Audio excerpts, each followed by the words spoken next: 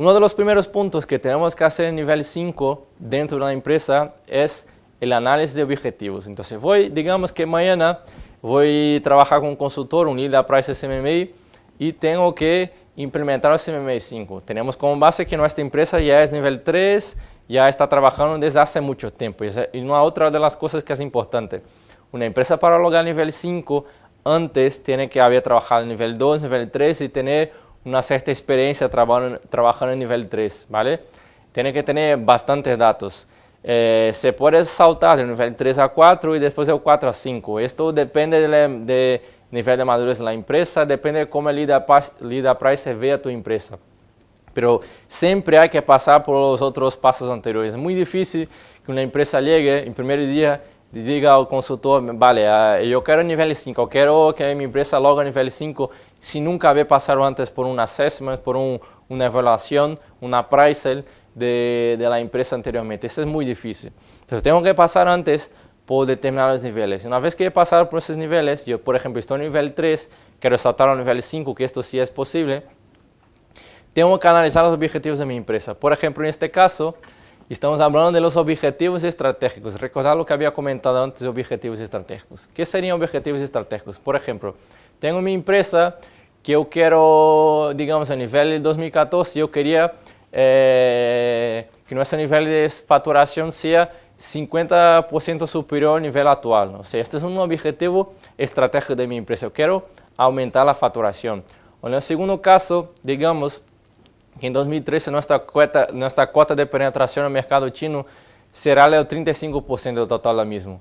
Yo quiero entonces aumentar de mi 100% de la cuota de mercado que tengo, yo quiero que 35% sea de la parte de la cuota de mercado chino. Este es un objetivo estratégico que tengo. O un tercer ejemplo, yo quiero que nuestro margen bruto será un 30% superior al actual, o sea, que yo quiero aumentar mi margen bruto. ¿Quién define esos objetivos estratégicos? Pues la dirección de la empresa. Es la dirección de la empresa que tiene que definir esos objetivos y pasar al departamento de calidad o al departamento de operaciones para que trabajen con ellos.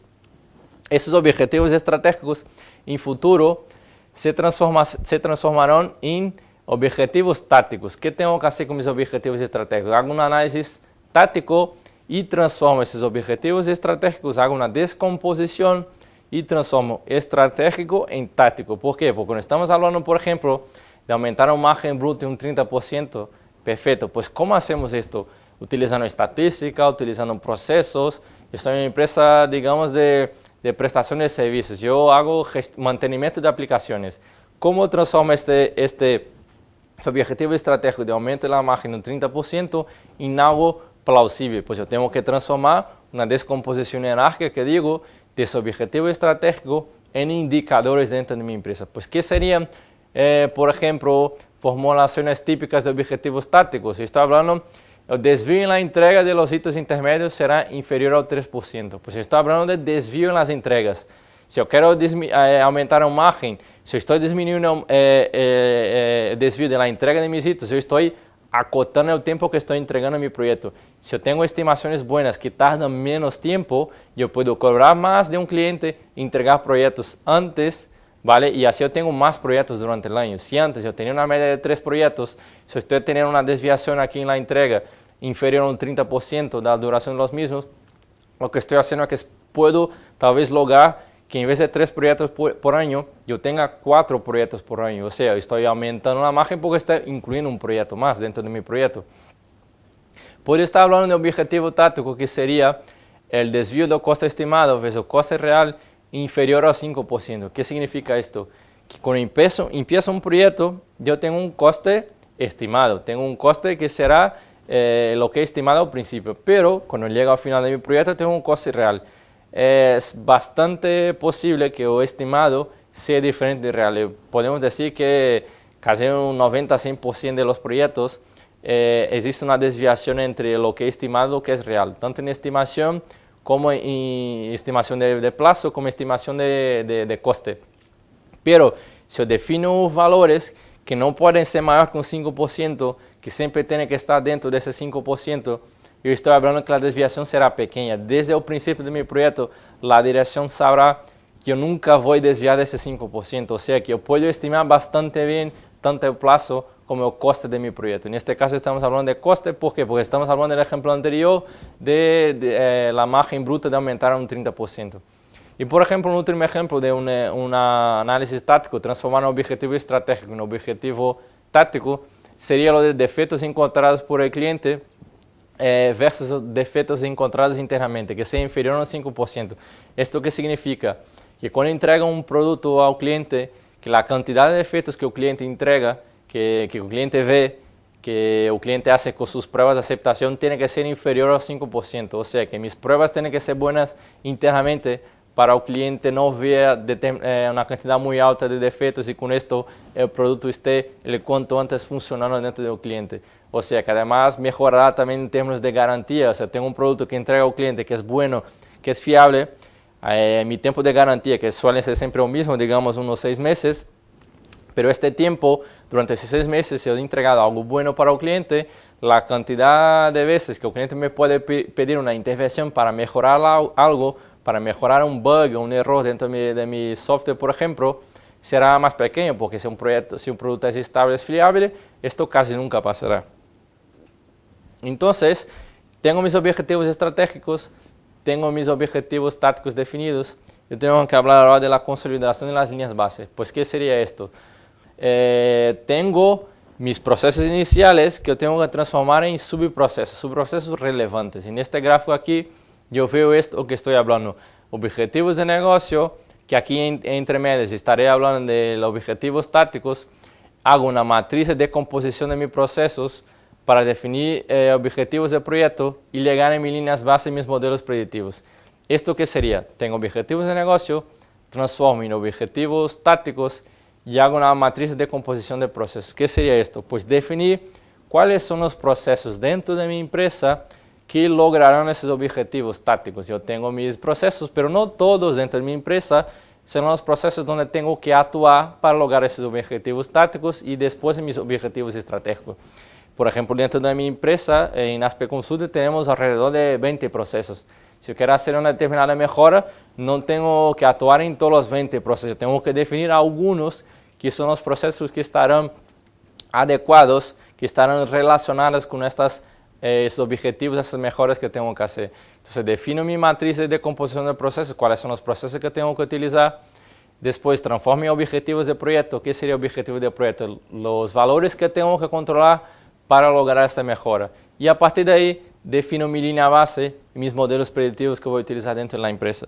Entonces, centrando, poniendo ejemplos más claros de esto, tengo esta tabla aquí a mi mano que habla, por ejemplo, ejemplos de procesos que tengo dentro de mi empresa, por ejemplo, proceso de captura de requisitos, proceso de modelización de requisitos, la peer review, que sería la peer review, sería como una especie de revisión de requisitos. Y aquí yo tengo todos los objetivos dentro de mi empresa. Entonces, el primer paso, identificar los objetivos de negocio, algo que ya he clarificado antes.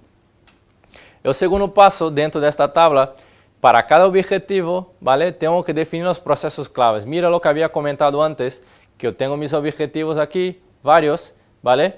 Pero tengo determinados procesos en esta columna que están relacionados con cada objetivo. No tengo todos los procesos aquí de la columna relacionados con un objetivo. Tengo, por ejemplo, en este caso, 3 procesos, en el objetivo 2 tengo 2 procesos, en el objetivo 3 tengo 3 procesos. Yo tengo que hacer esta definición. Determinar el objetivo, cuál es el proceso que tengo que actuar, dónde tengo que actuar para mejorar. Entonces, a partir del segundo paso, voy al tercer paso, que sería revisar detalladamente para cada uno de esos objetivos, pues 2 o 3 procesos que contribuyen más significativamente. Yo tengo, además, varios procesos que he dicho, vale, esos procesos se relacionan con mi objetivo. Ya he identificado, por ejemplo, en este caso, 3 procesos, pero de esos 3, ¿cuáles son más significativamente más relacionados con ese objetivo? De esos 3 se puede además simplificar solo para uno o solo para 2, que yo tengo que trabajar más específicamente con 1 o 2 dentro de mi objetivo. Esto sería el tercer paso dentro de mi evolución, dentro de mi búsqueda de la mejora en el nivel 5 de CMMI. El cuarto paso, que sería vale, definido mis objetivos estratégicos, los procesos que están relacionados, los procesos que más significativamente contribuyen para esta mejora. Ahora, ¿cuáles son los atributos de ese proceso que tienen suficiente relevancia para convertirse en un objetivo de proyecto? En este caso, dentro de cada proceso, yo estoy hablando de atributos que serían datos, variables, cosas que varían dentro de mi proyecto que afectan más este objetivo. ¿Y esto cómo hago? Pues hacer un análisis estadístico, hacer un análisis de datos. Voy, por ejemplo, variando a una regresión lineal, por ejemplo. Elijo mis variables, hago una regresión lineal y de ahí yo sé cuáles son los valores que están afectando mi objetivo final. En este caso, entonces, en este cuarto paso, y voy a identificar esos atributos dentro de mis procesos que son más importantes, que afectan más mi proceso y que afectan más el objetivo final que tengo. El quinto paso, pues, ¿cuáles de esos objetivos? Pues tener una suficiente incertidumbre. Pues voy a ver un poquito eso de la regresión lineal. Con el cuarto paso estaba hablando de identificar las variables. El quinto paso sería esta incertidumbre. Utilizando, por ejemplo, diagramas de control, intervalos de confianza, modelos predictivos. Yo voy a saber cuáles son esas variables que variando, que haciendo algo con ellas, yo voy a tener un impacto grande en mi producto final, en este caso, mi objetivo final. Estos entonces serían pasos que tengo que seguir para aplicar a nivel 5 dentro de mi empresa. Claro que dentro de esos pasos habrá subpasos, cosas más detallistas que esto solo aplicando CMM en el día a día yo podría explicar aquí dentro de la presentación. Entonces vamos aquí a englobar unos 5 pasos, una idea general de lo que tenemos que hacer para lograr ese CMM nivel 5 dentro de mi empresa. Al final, pues lo que estamos hablando aquí, la consolidación de líneas base, es que los análisis de los datos históricos, tener cuidado que ni siempre los datos que utilizamos son buenos, ni siempre los datos que tenemos son buenos. Por ejemplo, puedo tener valores negativos o valores que son ceros. Estoy hablando de tiempos de resolución y no sé por qué una persona se ha equivocado o la herramienta se ha equivocado y me ha dado un valor negativo para un tiempo de resolución. Esto no existe. Un tiempo de resolución como 0, tampoco, es complicado existir esto.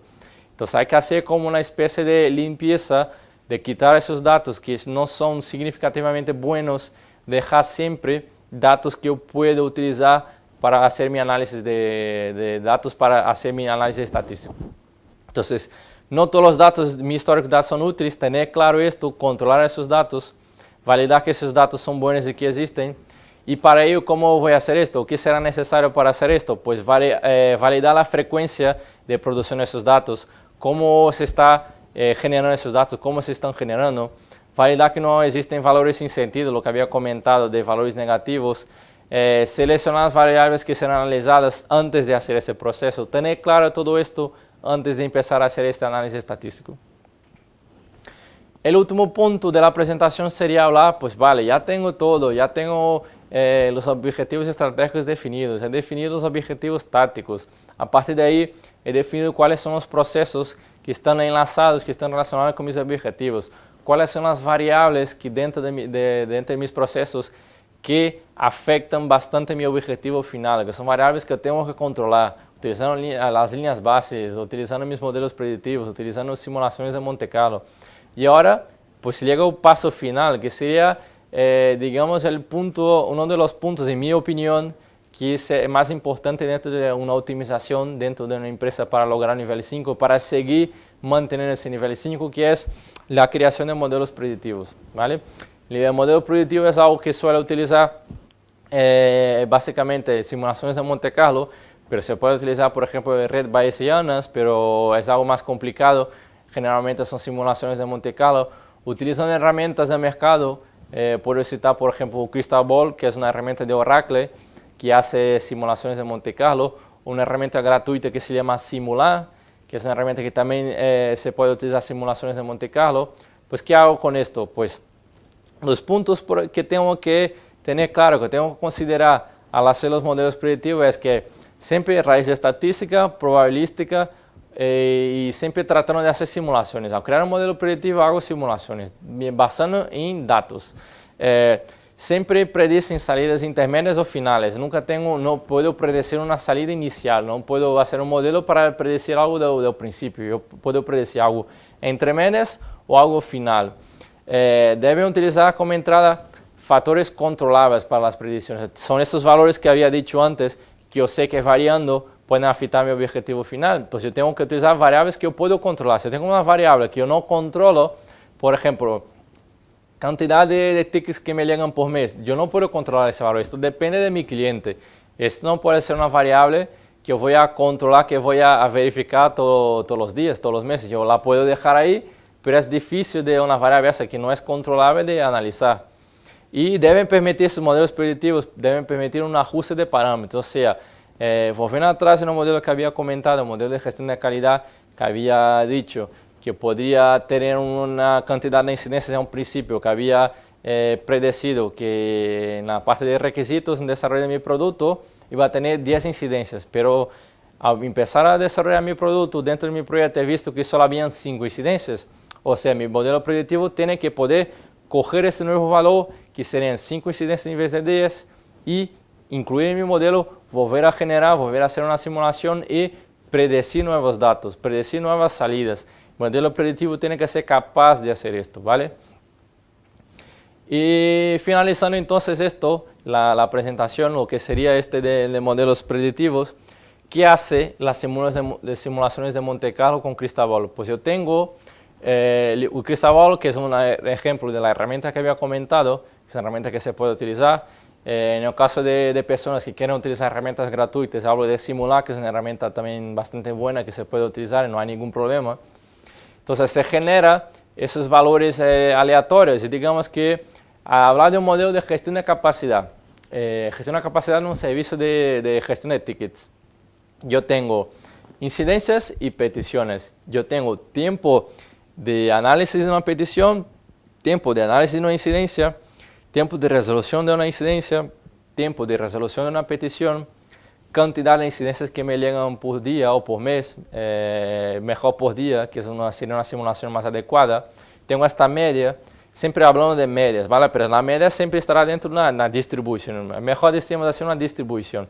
Tener una distribución de los tiempos de resolución, de los tiempos de análisis, tener una distribución de la cantidad de incidencias que me llegan por día, tener un valor fijo, que es la cantidad de personas. En este caso, la gestión de capacidad sería mi salida de mi modelo predictivo. Tenemos como base tiempos de resolución y de análisis, cantidad de incidencias y peticiones que me llegan por día. Yo puedo predecir cantidad de personas que necesito para proveer mi servicio. Entonces, la simulación de Monte Carlo, ¿qué haría? ¿Qué hace mi modelo predictivo? Digamos que yo tenga valores que dentro de una distribución de análisis, de tiempo de análisis, que es una distribución normal.